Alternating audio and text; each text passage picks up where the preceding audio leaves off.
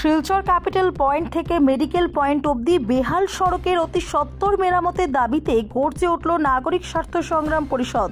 হাসপাতাল road merchant association ও march for science সংগঠনের কর্মকর্তাগণের সেদিন প্রতিবাদীরা বলেন, গত বন্যার পরবর্তী সময় থেকে উক্ত রাস্তা বেহাল হয়ে থাকার কারণে প্রায় সময়ই সেই রাস্তায় দুর্ঘটনা হতে দেখা যায়।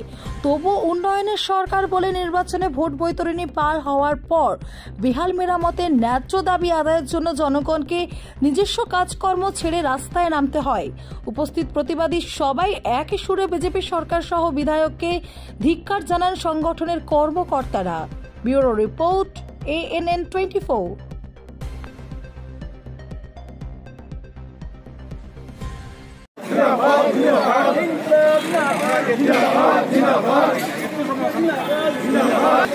চালান গাড়ি চলে, কিন্তু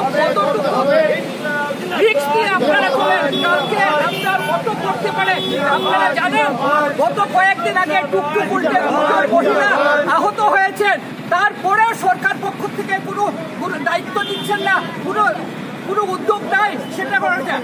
মনে রাখবেন, এই মুহূর্তে হয়তো আপনাদের অটো একটু আটকানো হয়েছে, আপনাদের অসুবিধা হচ্ছে, কিন্তু যে রিক্সার উপরে দিয়ে আপনারা অটো চালান এই ভাঙা রাস্তা করে, সেটা কিন্তু মারাত্মকভাবে আপনাদের মৃত্যুর কারণ হতে পারে। সেই দিক থেকে বলছি, অসুবিধা হলো আমরা আমরা সরকারের কাছে মেসেজ দিতে চাই, এইভাবে চলবে না। শিলচর শহরের জনগণকে এইভাবে উপেক্ষা করা চলবে না। শিলচর জনগণকে এইভাবে মৃত্যুর মুখে ঠেলে দেওয়া চলবে না। অবিলম্বে সংস্কার চাই, অবিলম্বে সংস্কার চাই, অবিলম্বে রাস্তার সংস্কার চাই। এই আবেদন রাখছি আপনারা আপনাদের কাছে।